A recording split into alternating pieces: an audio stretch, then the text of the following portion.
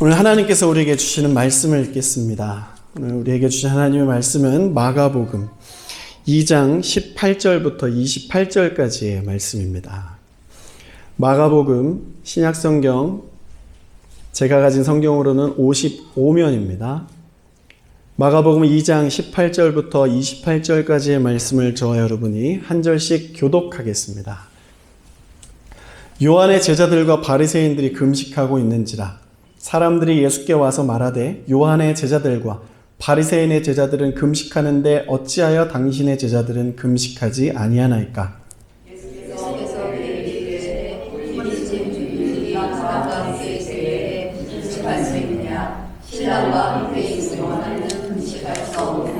그러나 신랑을 빼앗길 날이 이르리니 그날에는 금식할 것이니라.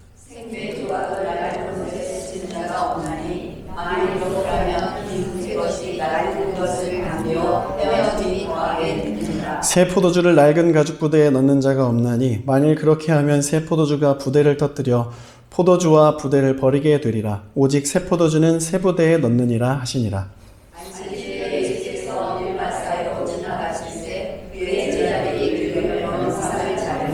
바리새인들이 예수께 말하되 보시오 저들이 어찌하여 안식일에 하지 못할 일을 하나이까?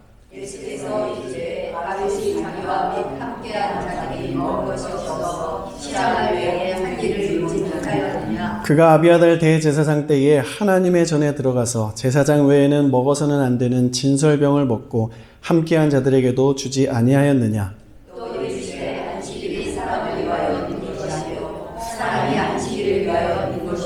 다 같이 이러므로 인자는 안식일에도 주인이니라. 아멘.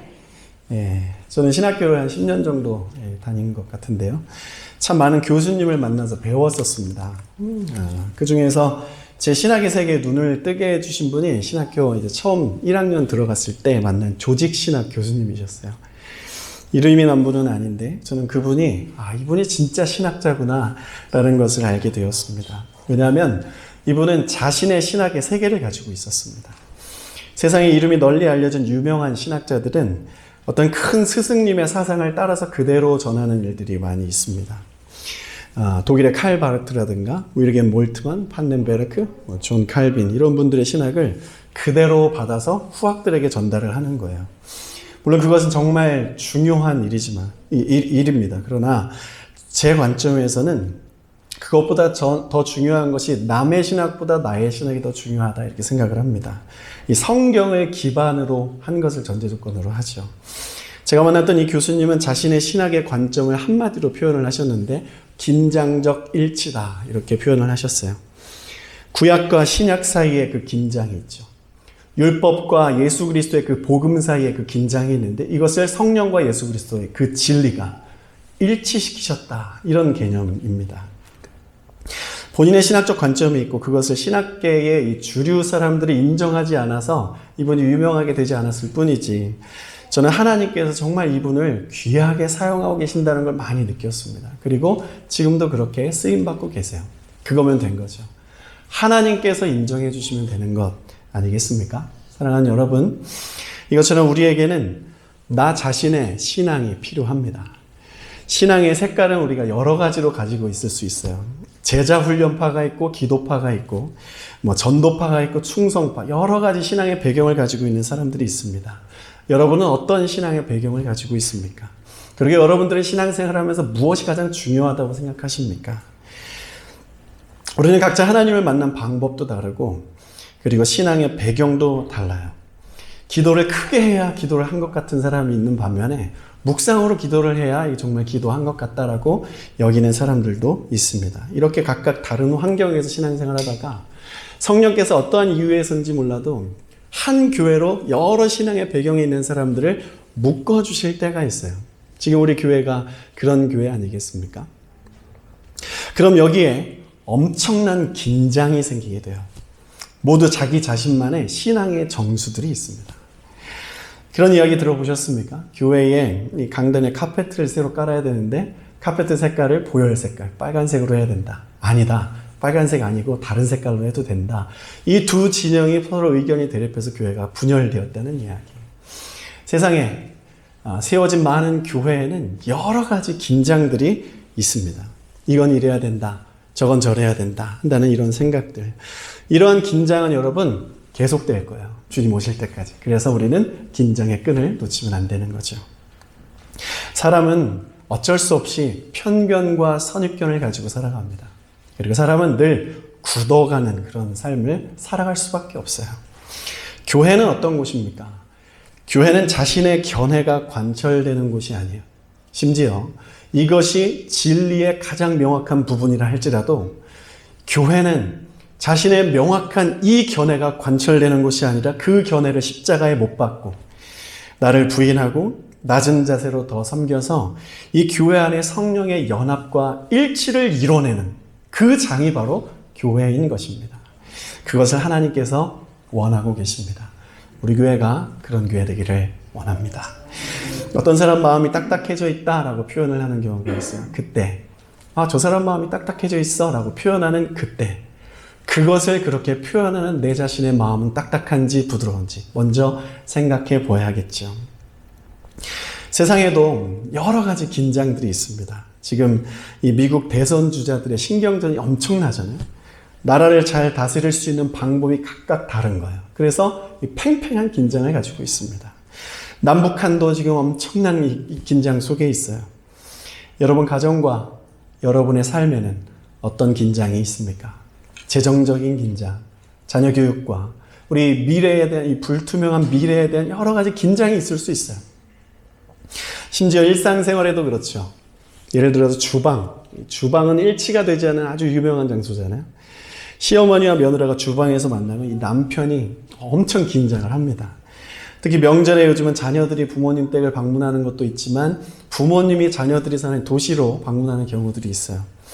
부모님들이 자녀들 사는 도시로 올라오게 되면 이제 시어머니께서 주방을 딱 들어가는 것입니다. 들어가서 본인 입맛에 맞게 그릇을 막 배치를 해요. 배치를 하고 꼭 한마디 합니다. 이렇게 하면 안 돼. 며느리가 며느리 편하게 며느리 동선대로 이렇게 그릇을 다 배치해 놓은 걸 바꿔놓고서는 본인이 이렇게 하면 안 된다. 이렇게 말하는. 이러한 일들은 이 다이너마이트의 도화선에 불을 붙이는 것과 같아요. 엄청난 긴장이 있는 거죠. 주방에서의 긴장은 정말 누구도 해결할 수 없는 것 같습니다. 그러나 교회에서 식사를 준비하시는 분들을 보면 이 교회에는 정말 소망이 있다는 걸 알게 돼요. 이 교회에서 식사를 준비하시는 분들은 정말 십자가에서 죽고 예수로 사는 분들이구나라는 걸 깨달을 수 있어요. 모두 본인의 이 주방 요리 습관들이 다 있을 텐데 그걸 내려놓고 합력해서 맛있는 음식을 내놓는 그런 모습들을 볼 때 교회는 정말 소망이 있다라는 것을 깨닫습니다. 여러분 교회는 세상의 모든 긴장, 이 세상에 나타나는 어떠한 긴장과 문제도 다 해결할 수 있는 비밀을 가지고 있습니다. 예수님의 은혜 아래 있는 거예요. 예수님의 은혜 아래 있으면 마음에 안 들어도 사랑할 수 있습니다. 그러나 예수님의 은혜 밖에 있으면 잘해도 욕먹는 거예요. 은혜 아래 있으면 잔소리도 조언처럼 들리고 은혜 밖에 있으면 정말 중요한 조언, 내 인생 조언도 잔소리로 들리는 거예요. 사랑하는 여러분, 은혜 떨어지지 않게 하십시오. 여러분들의 은혜 관리 잘 하시기를 축복합니다. 레위기 6장에 보면 하나님께서 제사장들에게 제단의 불이 꺼지지 않게 하라 이렇게 말씀하세요. 우리 안에 이 성령의 불이 꺼지지 않도록 이 불 관리를 잘해야 되는 거죠. 세상은 문제가 많고 긴장이 많은 세상. 승리하는 방법은 하나님의 은혜로 충만하여 살아가는 것뿐입니다. 예수님의 손을 꼭 붙드는 거예요. 어떠한 상황 속에서도 예수님을 바라보면 흔들릴 수는 있겠지만 곧 다시 균형을 잡을 수 있어요. 심지어 예수 그리스도를 믿고 그분과 함께 살아가는 이 삶을 살 때도 우리가 쓰러질 때가 있어요. 그러나 예수 그리스도를 그때도 붙들고 있으면 우리는 오뚜기처럼 다시 일어설 수 있는 줄로 믿습니다. 여러 가지 긴장 속에서 예수 그리스도께서는 어떻게 평정심을 이루셨고 예수님은 어떻게 살아가셨는지 보는 것은 참 중요한 것 같아요. 우리 예수님께서 그런 삶을 사셨어요. 은혜 관리가 참 잘 되셨습니다. 매일마다 열심히 사역을 하시고 쉴 수 없는 그 사역이 요청이 계속 들어오는데도 주님은 늘 한적한 곳에 가셔서 기도하기를 놓치지 않으셨어요. 하나님과 교제하는 시간을 늘 확보하셨던 것입니다. 오늘 바리새인들이 예수님께 두 가지 질문을 하는데요. 이 질문들이 2장, 이 마가복음 2장 앞부분과 계속 연결이 돼요. 예수님께서 세리, 레위, 죄인으로 대표하던 그 레위, 마태를 제자로 부르셨어요. 그리고 이 세리 레위와 함께 죄인들의 집에 가서 먹고 자고 그들과 함께 어울리는 일들을 하시는 거예요. 아주 불경스러운 일이죠. 유대인들이 죄인들과 어울려서 산다는 것 자체가 굉장히 불경스러운 겁니다. 율법에 어긋나는 거예요. 그래서 바리새인들은 이것이 스트레스로 쌓여가는 거예요. 예수님의 이 모습이. 도대체 저 사람이 왜 저러는가. 이 스트레스 받는 것들이 해소가 안 되니까 쌓이고 쌓이다 드디어 터져버리는 거예요. 예수님과 충돌이 일어나는 것이죠. 충돌이 일어나는 그 과정 속에 예수님은 평정심을 잃지 않으시고 하늘의 지혜로 그것을 잘 다스려 가십니다. 저는 그런 경험이 있습니다. 예전에 찬양 사역자로 한 큰 교회에 부임해서 간 적이 있어요. 수석 부목사님이 면접을 보셨는데 면접 때는 그런 이야기가 없다가 이제 딱 청빙이 돼서 가니까 성가대 지휘를 해야 된다는 거예요. 이 성가대 지휘가 그냥 성가대가 아니었어요. 한 50명 정도 되는 성가대. 그리고 11시 본예배 성가대 지휘를 저보고 하라는 거예요. 저는 성가대 지휘 경험이 전혀 없었거든요. 엄청 당황했지만 그래도 하라면 해야 되는 거, 하라면 하는 거니까 그냥 섬겼습니다. 모교회 지휘자님도 평일날 찾아가서 막 배우고 여러 가지 이 자료도 수소문해서 연습하면서 한 주 한 주 꾸역꾸역 지나갔어요. 더 심각한 건 제가 가기 전에 지휘자님께서 집사님이셨는데 그 성가대 안에 들어가 계시는 거예요. 그러면 저를 계속 쳐다보시는 거예요. 매일마다. 매주마다. 그 눈빛이 어떻겠습니까? 이제 확 찢어진 눈을 하시고 저를 쳐다보시면서 아유 저렇게 하면 안 되는데 저렇게 하면 안 되는데 막 인상에 계속 찌푸리시는 거예요. 이제 12월에 부임을 해서 2월 달까지는 잘 버텼습니다. 근데 여기서 문제가 생겼어요. 4월 달에 뭐가 있죠? 고난주간 부활절이 있잖아요. 이 한국 교회는 4월 달 부활주일과 크리스마스에 칸타타라는 거예요. 한 주 한 주 한 4분 정도 하는 그 지휘도 쩔쩔매는데 40분 정도 하는 이 부활절 칸타타를 제가 어떻게 합니까? 문제가 생긴 거죠. 그 가운데 이제 드디어 이 성가대원들이 이제 빌미를 잡은 거예요. 이거 저분 못한다. 뒤에서 막 수근수근하고 저희 불평이 막 여기저기서 나오는 거예요. 그래서 목사님께 가가지고 목사님 저 이거 정말 못하겠습니까? 그래도 해. 그럼 뭐 또 해야 되는 거잖아요. 교회에선 하라 그러고 성가대에서 막 불평이 막 일어나고 있는 그 상황 속에서 엄청난 긴장 가운데 이 성가대라는 조직 여러분 아시는 것처럼 성가대라는 조직은 이 교회 안에서 정말 영향력이 큰 조직이에요.